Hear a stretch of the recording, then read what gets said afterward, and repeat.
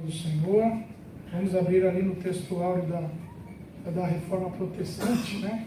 Em Romanos, capítulo 1, verso 16. Nós vamos ler o verso 16 e o verso 17. Amém? Então vamos lá. Romanos, capítulo 1, verso 16 ao 17 diz: Por que não me envergonho do Evangelho de Cristo?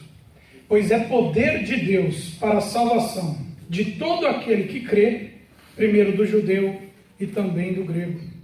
Porque nele se descobre a justiça de Deus, de fé em fé, como está escrito: mas o justo viverá pela fé. Amém. Amém, meus amados? Glória a Deus. Que Deus seja engrandecido e adorado. Amém? Gostaria que todos então prestassem atenção. Quem chegou agora, estaremos ali nos baseando em Romanos, capítulo 1, verso 16 ao 17. Amém?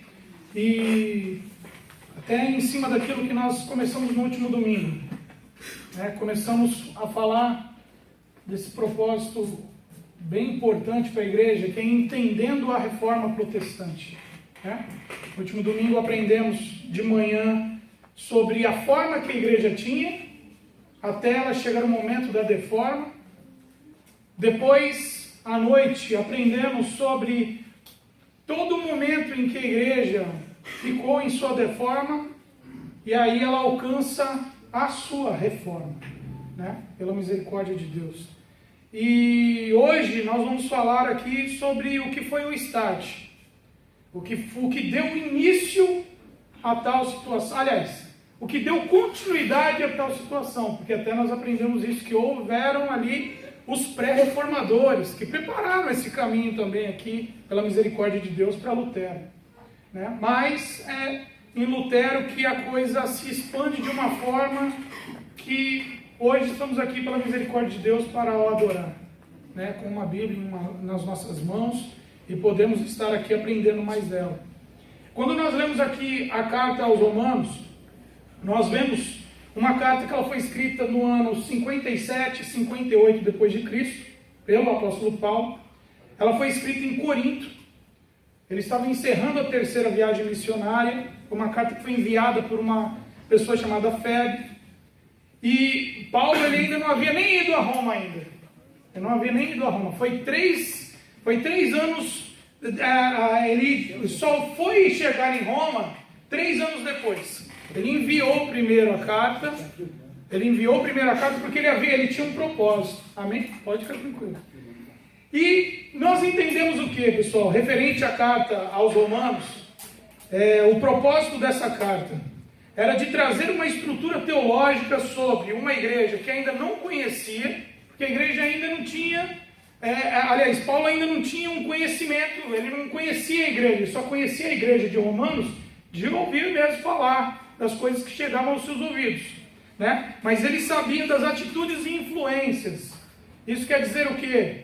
Paulo ele sabia como é que era Roma. Roma era um local e era uma região politeísta. Eles adoravam a vários deuses, né? Ele sabia disso, então ele sabia da importância de trazer ali uma carta que pudesse trazer uma estrutura teológica para eles não se desviarem nem se afastarem dos caminhos do Senhor. E para isso, até o que eu falei, protegendo contra o sincretismo religioso, que é essa mistura. Vocês podem até lembrar que no último domingo nós falamos sobre a deforma e os passos que começaram a decorrer para a deformação da igreja, foi quando começou a haver esse sincretismo religioso, essa deforma dentro da igreja, né? Quando eles começaram a abraçar outras religiões, né? E por muitos teólogos, a carta aos Romanos ele é considerado o mais importante legado teológico. É uma base assim, quando você lê a carta aos Romanos, você vai ter ali uma carga teológica sobre a tua vida muito grande. E ela marcou não só a vida dos romanos, mas marcou a vida de Martinho Lutero. Até o próprio Martinho Lutero, ele já falou várias vezes sobre a carta de Romanos, e uma das vezes ele fala assim, ele qualificou a carta de Paulo aos Romanos como a mais importante peça do Novo Testamento e o mais puro evangelho, Vale a pena para um cristão não somente memorizar palavra por palavra, mas também ocupar-se com ela diariamente, como se fosse o pão diário da alma. Alguns declaram que Martinho Lutero lia a carta aos Romanos uma vez por semana. Eu vou ler, porque é uma carta que traz um conteúdo importante para o cristão. E tanto que a base para todo aquele início da reforma em Lutero acontece na carta aos Romanos, em 1 Romanos, aqui no capítulo 1, no verso 17. Nós vemos aqui ele tendo a ideia, a noção do que o justo viverá pela fé, né? Até eu coloquei uma fotinha aí que fala: quando tudo parecia perdido, um homem lê à luz de velas, o justo viverá pela fé. E foi assim, né? Ele para ler e ali tem toda uma mudança de pensamento e todas as dúvidas que ele tinha e problemas que ele tinha para entender algumas coisas e até aquilo que era imposto pela própria igreja católica na época, ele começa a ter um esclarecimento da parte de Deus para que ele possa glorificar a Deus e bem dizer ao Senhor da forma correta. Então, na carta aos Romanos aqui tem esse start. Por isso que sempre quando alguém for falar de reforma, é quase impossível não falar de 1 Romanos. É quase impossível porque é onde tem-se o início, né? E hoje nós vamos tratar referente o quê? O tema da mensagem é o quê? 95 em 5. 95 teses em 5. E para entendermos essa ideia, né, eu estava até na escola onde eu dou aula e uma pessoa viu eu mexendo ali até nos vídeos que a gente estava preparando. Uma pessoa falou: 95 em 5? Falou: mas o que seria isso? E é interessante, porque nós vamos entender que a reforma ela vai ter o seu start ali no dia 31 de outubro de 1517, com as 95 teses de Lutero cravadas ali no castelo da igreja de Wittenberg. E ali ele prega as 95 teses. Para nós entendermos isso, para nós entendermos essa ideia de 95 em 5, em primeiro lugar nós temos que entender o que foram essas teses, o porquê isso aconteceu, né? Então vamos compreender ali o ponto da origem das 95 teses. A base da origem das 95 teses, em primeiro lugar, ela tem por origem as indulgências, tá? Que é a venda de perdão de pecados, parcial ou total. Eu consegui encontrar, por incrível que pareça, a internet é maravilhosa. Eu consegui encontrar uma imagem que o pessoal até colocou: bula de indulgência na promoção, né? Porque infelizmente era assim que era feito. As pessoas trataram o perdão dos pecados como algo comercial mesmo. Mas nós não podemos pensar que as indulgências só começaram na época de Lutero. Isso antecede, ela é bem anterior a Lutero, né? Aqui é onde nós vamos entender que tudo começa no século III, por incrível que pareça. Começa ali no século III, né? As autoridades eclesiásticas concediam aos católicos indulgências, perdão pelos pecados, para reduzir as penitências, a pena imposta para expiação de um erro, muito longas e severas. No século III, a igreja ela começa a instituir para perdão dos pecados algumas práticas, algumas ações das pessoas para que elas alcançassem perdão. Então isso começa no século III. Ainda que não era baseado na venda, mas era baseado nas obras. Nós podemos aqui começar a ver ali a igreja abraçando o legalismo, né? Se eu fizer, eu vou conseguir. Se eu agir assim, eu vou conseguir.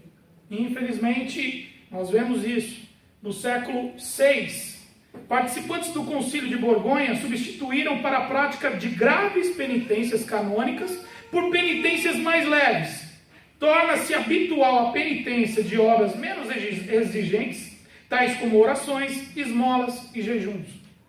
É como muitas vezes, eu creio que todos aqui têm conhecimento disso, Quando a pessoa muitas vezes vai ali ao padre, confessa o seu pecado, o padre manda a pessoa embora? Não. Ele fala, reze. E isso, querendo ou não querendo, é uma indulgência, é uma liberação de perdão. Por quê? Porque se ela fizer isto, ela alcança o perdão dela. Então você vê que isso começou no século VI, essa ideia. Aí você fala, mas Fábio, continua até hoje. Calma que a gente chega lá. De certa forma, todos já sabem que sim. Século X. As indulgências consistiam em donativos piedosos. Aí, ó, século X já começou referente aos donativos também. Se bem que no século VI também tinha as esmolas, né? Donativos piedosos, peregrinações e outras obras, outras boas obras, para ajudar a algum trabalho exercido pela igreja, né? As pessoas começam ali a tratar dessa forma. Falou, se eu for até Roma, eu estarei praticando uma boa obra e alcançarei meu perdão. Quem já ouviu aquela história? Se eu andar de joelhos até aquela parte, ou andar até aquela cidade, alcançarei a graça que eu quero para mim. Quem já ouviu? Né? Você vê que são práticas que começaram a ser abraçadas ali no século X, né? E aí no século XI e XII, o reconhecimento do valor dessas obras começaram a associar-se não tanto com a penitência canônica, baseada de forma deturpada nas Escrituras, mas com a remissão da pena temporal devida ao pecado. E a partir do ano 1190 d.C., instituiu-se a venda de indulgências, ou seja, pagar pelo perdão do pecado, venda da salvação. Então, a partir aqui do século XI e XII, a coisa já estava feia. Foi se complicando ainda mais. Houveram consequências? Houveram consequências. Houveram consequências. Porque você começa a fazer uma coisa errada, é como eu comecei a mensagem no último domingo. A gente tropeça numa pedrinha, pessoal. A gente não vai dar atenção à pedra grande porque a gente vai desviar. Mas é nas pedras pequenas que nós vamos tropeçar, que nós vamos acabar caindo. E foi dessa forma. Você vê, tudo começou ali falando, olha, se você fizer isso, você alcança, se você fizer aquilo, você alcança. Mas a coisa degringolou. Houve uma consequência terrível, a qual as pessoas começaram a tratar de uma forma totalmente banal esse ponto do perdão pelos pecados, a qual nós vamos ver aqui até papas tentarem controlar esse erro, por incrível que pareça.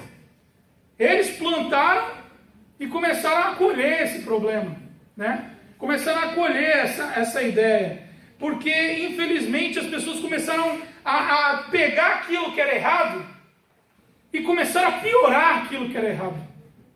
Eles começaram a colocar períodos para você alcançar, que nem reze 40 Ave Marias ou Pai Nosso. Ou começou a colocar tempo para perdão de pecados, e começaram a estipular prazos para os perdões, ou também situações que as pessoas deveriam fazer para alcançar os perdões. Os papas e muitas pessoas de dentro da igreja começaram a olhar aquilo de uma forma, falando assim, peraí, isso não está correto. Foram todos os papas que falaram isso? Não. Alguns sim, né? Até aqui está. Além de deturpar a palavra de Deus e levar a multidão de pessoas para longe do verdadeiro evangelho, durante a Idade Média, documentos declaravam que indulgências de caráter extraordinário foram concedidas. Documentos divulgavam indulgências de centenas ou mesmo milhares de anos. A fim de corrigir tais abusos, o Quarto Concílio de Latrão, de 1215, decretou que indulgências não devem ter mais de 40 dias. Ok? Perdão de pecados, você está garantido durante 40 dias. A mesma restrição foi promulgada pelo Concílio de Ravenna em 1317. Em 1392, o Papa Bonifácio IX escreveu ao bispo de Ferrara, proibindo a prática de certos membros de ordens religiosas, que falsamente alegavam que indulgências concederiam perdão de todos os tipos de pecado. Diversos outros papas, tais como Clemente IV, João 22, Martinho V, Sisto IV, lutaram e proibiram os abusos indulgenciários praticados em sua época. Apesar das restrições, o final da Idade Média viu um crescimento considerável de abusos, tais como a livre venda de indulgências por profissionais chamados perdoadores. Tal prática se intensifica por causa da reconstrução da Basílica de São Pedro. A coisa começou a se profissionalizar, por incrível que pareça. E aqueles que vendiam as indulgências começaram a se chamar de perdoadores. Meu Deus. Vem até mim, vou conceder o perdão para você. Mas é claro, por uma boa bagatela. Vamos ter que trabalhar aí.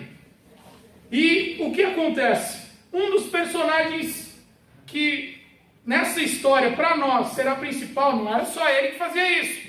Mas um dos personagens que vai trazer um incômodo a Lutero, porque ele acaba indo à região de Lutero, é Johann Tetzel, né? Esse daqui, ele era um vendedor de indulgências, ele era um perdoador, ele ia de cidade em cidade, trazendo e levando esse perdão dos pecados às pessoas, né? Aí aqui fala, o vendedor, o padre dominicano Johann Tetzel foi autorizado pelo Papa Leão X a vender indulgências destinadas a arrecadar recursos para a construção da Basílica de São Pedro.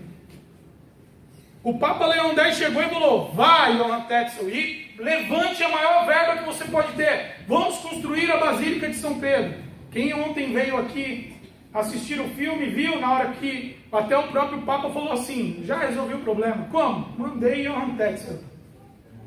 E ele sabe pedir. Ele sabe pedir. Ele sabe fazer a cabeça da pessoa para dar até o que ela não tem. E nós continuamos aqui falando de Johann Tetzel aqui, do seu marketing agressivo, da posição que ele começou a agir e a falar e a fazer com que as pessoas começassem a pagar pelo perdão dos pecados, né? Até ali está a fotinha do Johann Tetzel, a qual nós vamos ver ali esse ponto, a qual ele chega ao ponto de desespero, para que ele consiga, para que ele consiga ali angariar os seus fundos, angariar ali a verba que ele precisava, a chegar a falar assim que uma moeda tilinta no cofre, uma alma sai do purgatório.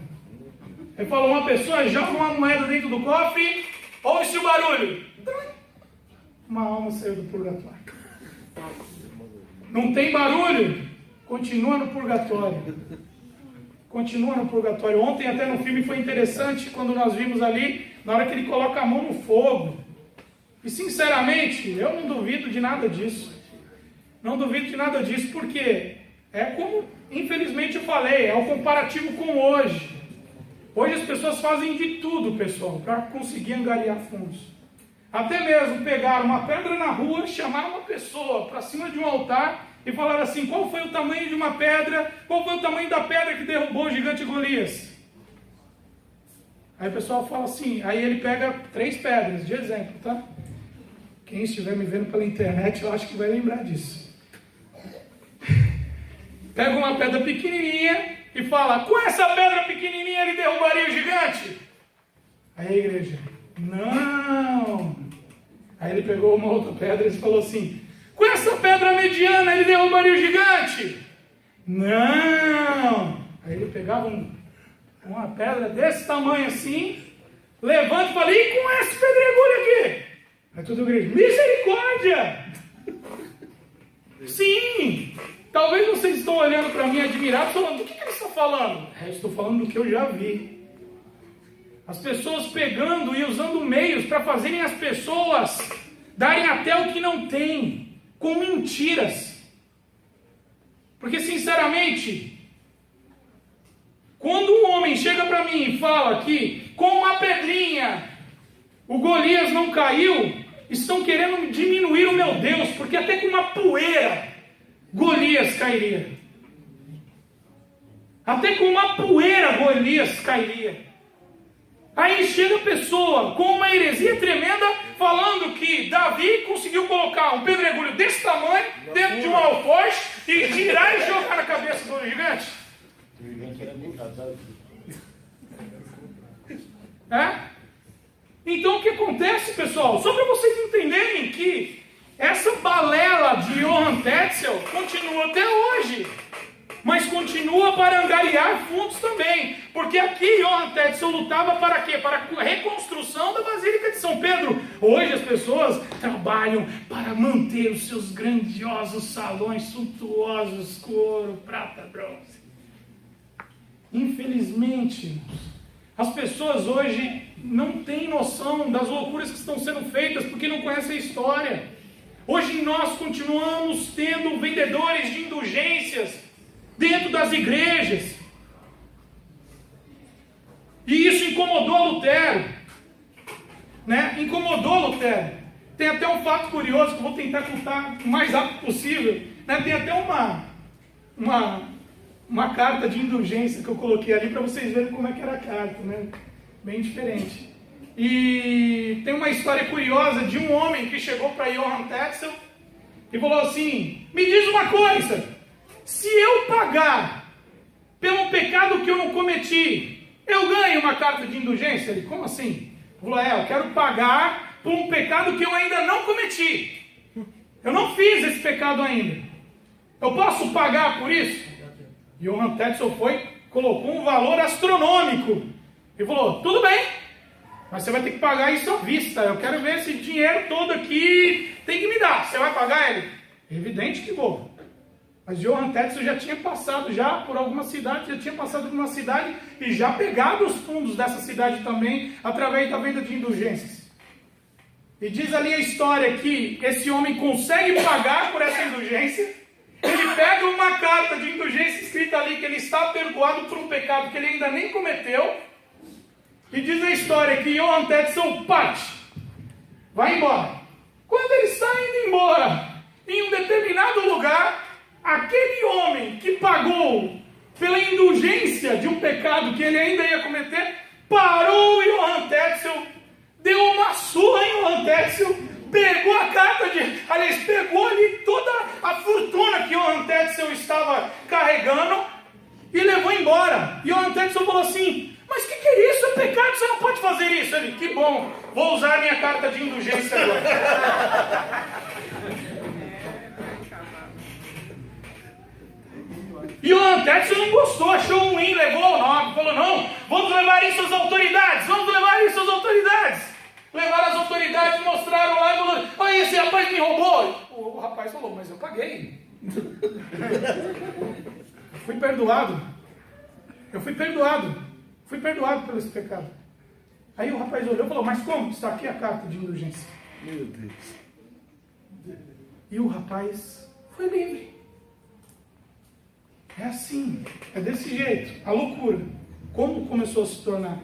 Isso incomodou a Lutero de forma extraordinária, porque ele começou a mexer com a membresia da onde Lutero estava.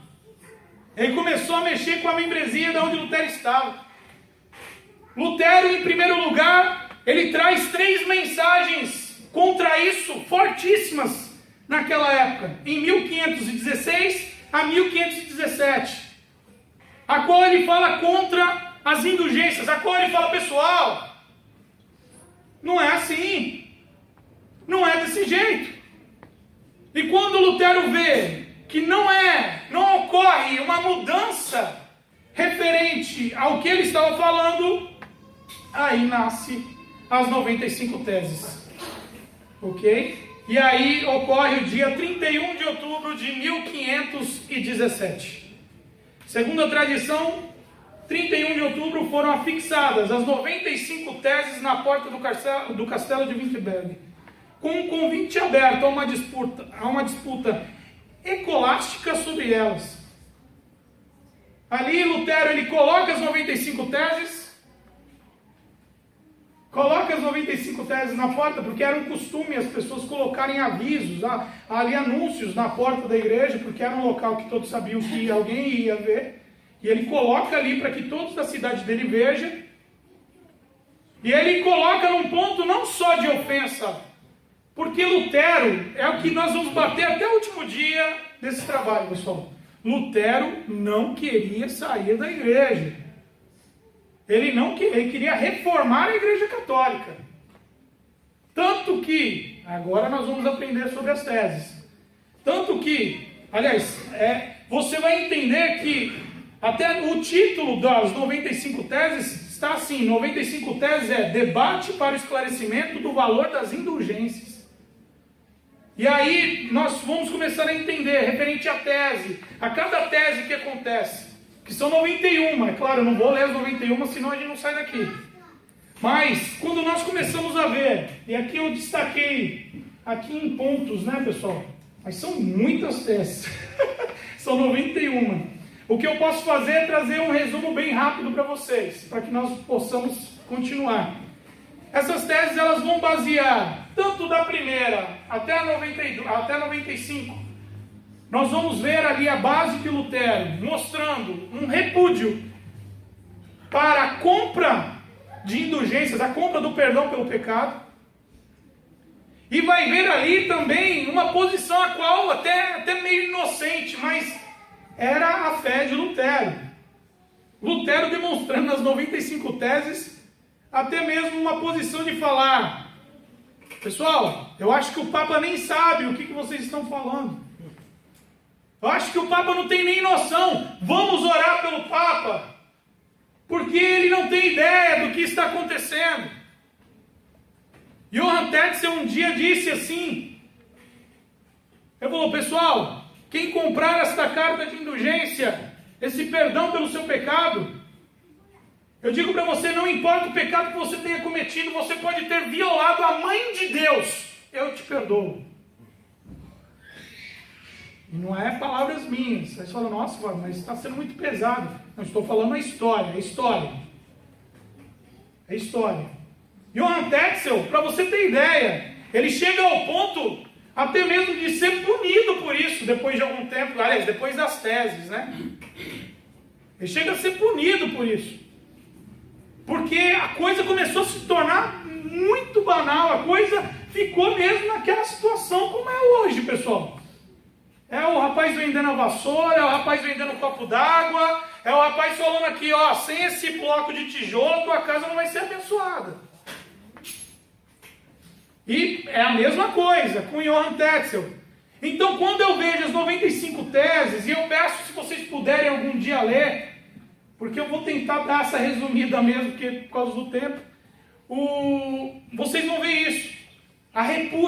O repúdio de Lutero para com a parte das indulgências, mas o carinho ainda de Lutero pela ideia do Papa, e uma posição de Lutero falando assim: pessoal, nos voltemos a Cristo, a graça em Cristo, não importando se perderemos a paz neste mundo, mas que venhamos permanecer firmes em Cristo. É até assim que ele termina, né, as 95 teses. E ali, nós começamos a entender um pouco que as teses, elas foram teses que foram o start para o início dessa reforma. Aí eu faço uma pergunta para a igreja. A Igreja Católica aceitou as 95 teses? Aceitou? Tem a pergunta aí. Aceitou? Pode virar. Sim. 57%. 57% das teses aceitou. O que isso quer dizer? 54 teses foram aceitas pela Igreja Católica, tá? Através desta bula papal, Exsurge Domini. Né? Exsurge Domini é a bula pontifícia, emitida pelo Papa Leão X, em 15 de junho de 1520, em resposta às 95 teses de Martinho Lutero e os seus escritos sucessivos. Dessas 95, o Papa reconhecia como válidas 54 teses, mas pedia que Lutero se retratasse por 41 delas, assim como por outros erros especificados, oferecendo um prazo de 70 dias a partir da publicação. Lutero se retratou? O prazo final de 10 de dezembro de 1520 foi o dia em que Lutero queimou a sua cópia da bula juntamente com os volumes do Código de Direito Canônico. Eu não vou me retratar sobre isso. Ok? O que acontece? Depois de algum tempo, passando essa fase até mesmo que aconteceu com Lutero, as indulgências foram canceladas? Em partes também. né, em 1567, o Papa São Pio V cancelou definitivamente todas as concessões de indulgências envolvendo quaisquer taxas ou transações financeiras. Mas a prática de indulgência por penitência continua até hoje. Até hoje nós vemos essa parte de penitência, de você pagar pelo seu... Aliás, de você buscar pelo teu perdão através de uma atitude. Eu vou andar até a Aparecida do Norte. Eu vou orar tantas vezes. E até hoje dentro da igreja a gente também vê isso. Eu vou fazer 7 semanas de campanha. Subirei ao monte 40 noites, 40 dias e ainda vou filmar no Facebook. Complicado. A questão é que a gente começa a entender que o Papa, o Papa São Pio V, ele viu que foi um grande erro esse ponto. Né? Tanto que eles aceitam 54 teses. Eles falam, concordo. Se bem que algumas teses que eles aceitam é as teses que também Lutero elogia o Papa, né? Incrível. Mas era tudo um processo de conversão. Depois vocês vão ver, se vocês puderem conhecer um pouco mais a história de Lutero, que quando chega ali o final da vida de Lutero, Lutero começa a se converter realmente, mas só que ele começa a pegar uma aversão tanto à igreja católica que ele chama o Papa até de anticristo. Para você ver como ele se afasta totalmente mesmo daquelas ideias. E aí nós temos aqui um outro ponto de vista que nós podemos entender. As teses, elas foram apenas um passo para a reforma protestante. É evidente que a reforma, ela começou antes das teses, de uma forma progressiva, sendo que depois dessas teses, os fundamentos foram colocados para tal reforma protestante. Então, as teses, elas apenas denunciam um pecado. Elas não são a reforma em si. Elas denunciam um pecado. E essa denúncia foi importantíssima para quê? Para tornar evidente a reforma que já estava se iniciando. Aliás, que já havia também se iniciado, porque houveram ali os pré-reformadores que começaram a lançar a semente da palavra de Deus. E ali nós começamos a entender que é nesse período em que nós vemos os pilares da reforma. Que se as 95 teses não são os pilares da reforma, é apenas a denúncia de um pecado, nós temos que entender que pilares foram criados para a reforma protestante, para afirmar a igreja numa estrutura teológica correta e uma estrutura teológica que glorificasse a Deus. E aí é onde nós começamos a entender sobre sola Escritura, sola gratia, sola fide, sola Christus e sola Deo Gloria. É evidente que eu não vou conseguir falar sobre os solas da igreja hoje, mas os solas da igreja vão começar a ser falados a partir de hoje à noite. Eu vou convidar vocês todos a virem hoje à noite e nós vamos tratar de uma forma mais aprofundada sobre os solas da igreja. Nós vamos tratar de uma forma mais aprofundada sobre isso, que é o pilar, é o fundamento da igreja protestante, da igreja do Senhor. Porque quando você entende, é uma coisa que eu sempre falo para todas as pessoas que têm interesse de ter um conhecimento da palavra, quando você entende referente aos solas da igreja, sobre esses pilares da igreja, dificilmente você será enganado. Dificilmente você conseguirá ouvir uma mensagem que não vai estar baseada nisso. Vai começar a doer seus ouvidos, você acredita? Teve um dia que eu estava viajando, estava em uma igreja, e fui com os meus na igreja. A pessoa começou ali a ministrar e eu fiz assim, ai. Eu olhei para o lado e uma alegria brotou no meu coração maravilhosa. Quando eu vi a cara do meu filho, falando, mas o que é isso? Falei, graças a Deus. Eu olhei para a cara da minha esposa, também inconformado. Falei, glória a Deus. Falei, vamos embora. Vamos embora. Vamos sair daqui. Falei, o que é isso? Como você é intolerante. Irmãos, a paz, se possível, a verdade a qualquer preço. Amém. Eu prefiro parar e estudar na minha casa com meus filhos do que ficar numa igreja que não prega a palavra de Deus. Aliás, eu estou aqui nesta igreja, não sei quem se lembra do primeiro dia, aliás, do dia que eu vim pedir para me tornar membro dessa igreja, uma das coisas que eu coloquei como motivação para eu estar vindo para cá foi o quê? aqui se baseia na Escritura, na Palavra de Deus. Amém. E é assim que você tem que pensar, baseado nesses pilares, que são importantíssimos. E nós podemos aqui passar de uma forma bem rápida, o só a Escritura, só a Escritura, que é o somente a Escritura, né?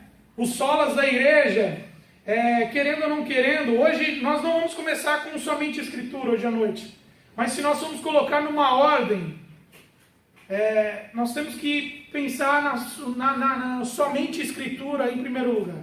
Porque a partir do momento que se perde a Escritura, como diz ali, destrambelha tudo. Né? Sai do trecho, a fé não vai ser uma fé saudável, não vai ter um conhecimento da graça correta, não vai ter um conhecimento de Cristo, não vai ter um conhecimento da glória de Deus. É como nós vemos ali, aconteceu a reforma, muitas pessoas começaram a ter suas ideias, e aqueles que tiveram suas ideias fora dos solas, deturparam e criaram seitas.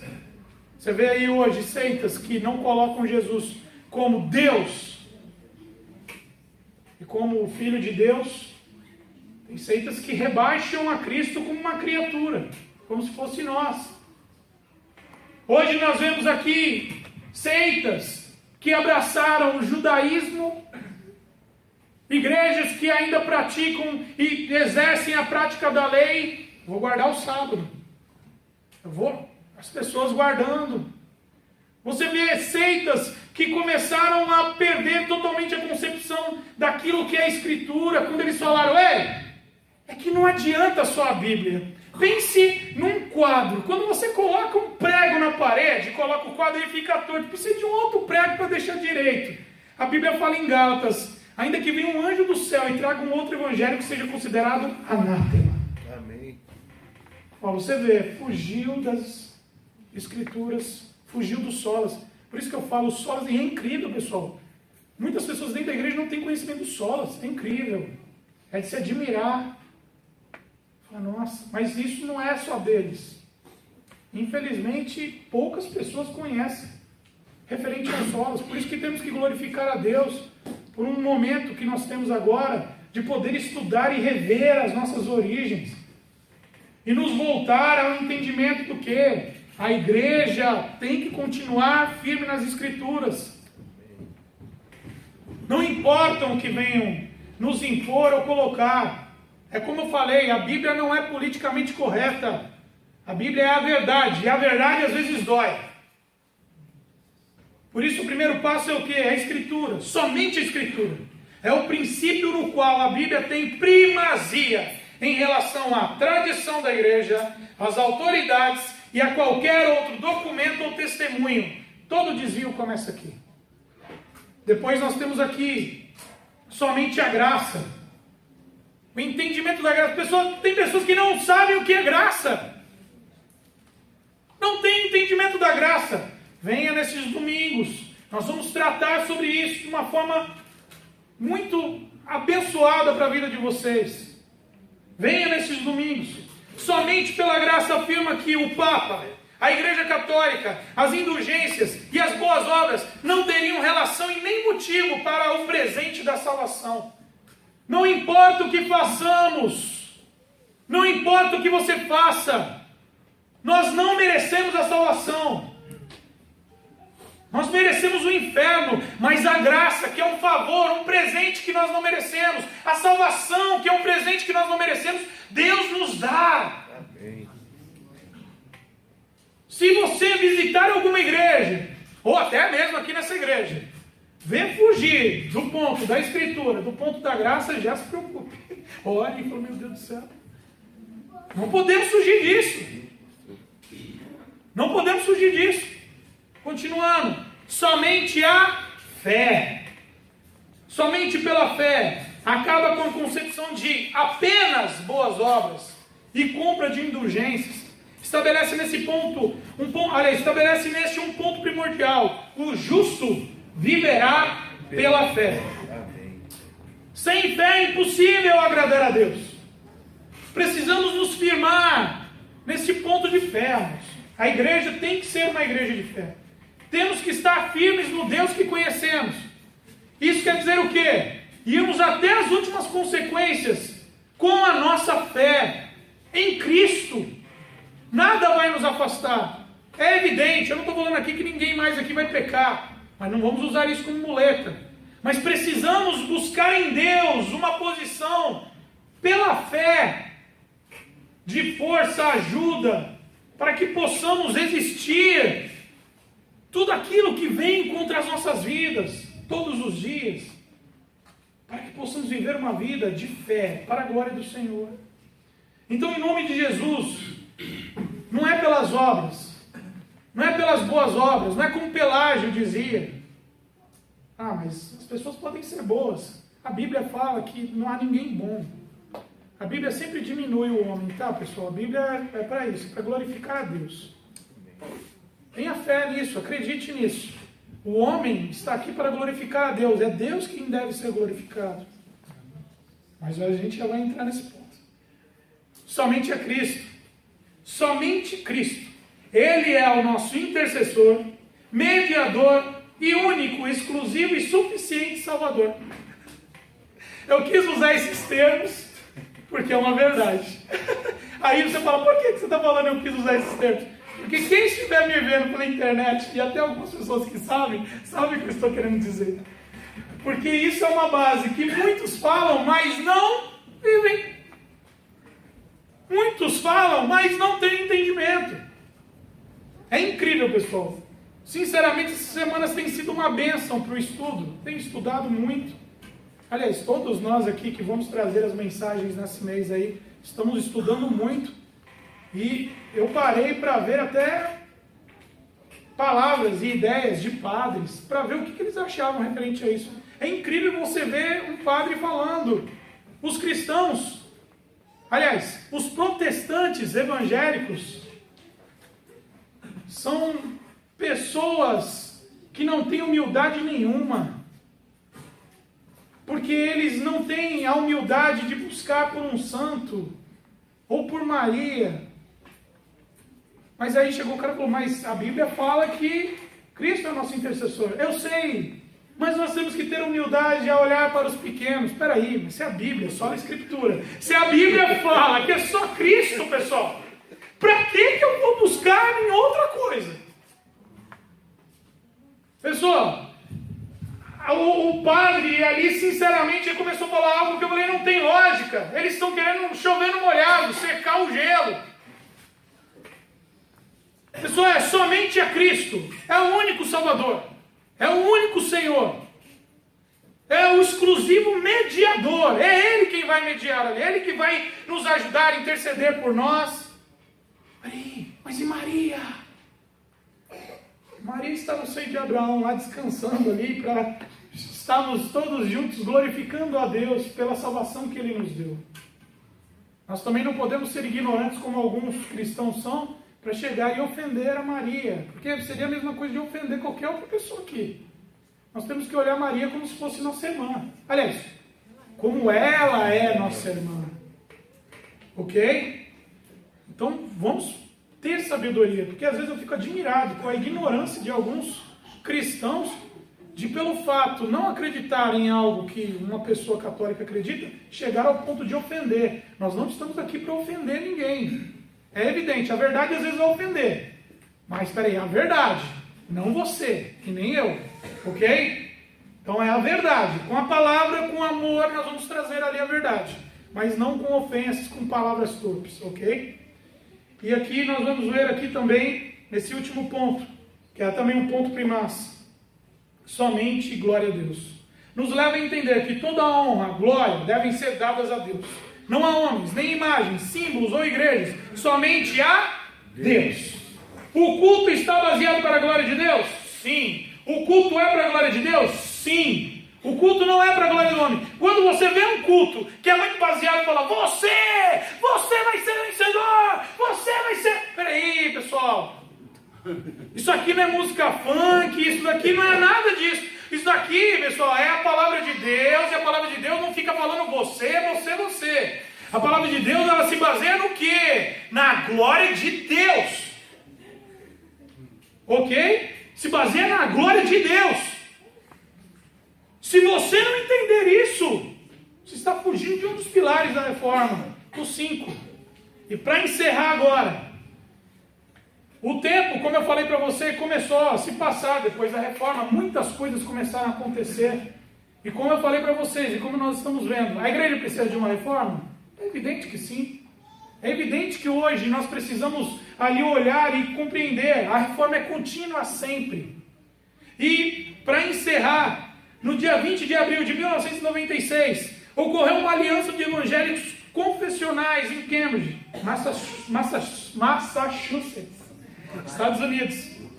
E eles se reuniram para reafirmar os pilares da reforma. E o que eles pediram nesse dia? Pediram que todos os que creem a implementação dos solas nos cultos, ministérios, política, vida e evangelismo da igreja. Eles pediram que todos aqueles que creem na palavra de Deus, que creem no Evangelho, que comecem a implementar os solas em cada área da sua vida. É aqui que eu termino. Eu termino passando hoje, se você digitar no Google, ou vai estar escrito como 5 solas, ou vai estar escrito como Declaração de Cambridge. Os 5 solas é importantíssimo para todas as áreas da nossa vida. E nós precisamos nos firmar nisso. Os 5 solas, quando nós começamos a observar, e vocês vão observar esse mês, vocês vão perceber que é algo de extrema importância para toda a igreja caminhar num caminho de reforma e transformação para a glória de Deus. Espero que vocês mantenham isso e continuem vindo nos próximos cultos, tá? Porque hoje à noite vamos falar sobre um sola. Próximo sábado vamos estar aqui no culto das mulheres também falando sobre uma mulher também que participou da reforma protestante. E vai ser uma bênção se vocês puderem estar. Eu não sou mulher, mas estarei. Mas estarei, tá? E é o que eu falo para todos, que quem quer conhecer mais, quem se lembra ontem do final do filme, quando apareceu a esposa de Martim Lutero aqui? Vocês vão aprender sobre ela, que é uma bênção. Então, que vocês possam estar vindo, e possam estar vindo até o final, irmãos. Estamos ali buscando tudo isso para a glória de Deus. E que todos se lembrem, tudo aquilo que estamos falando, não estamos falando para ovacionar Lutero. Lutero foi um homem pecador. Não estamos aqui para ovacionar Calvino, para ovacionar Spurgeon, Jonathan Edwards, Zwingli. Não. Estamos aqui apenas para glorificar a Deus. Amém? Que vocês possam guardar isso em seus corações em nome de Jesus. Se coloquem todos de pé e vamos orar.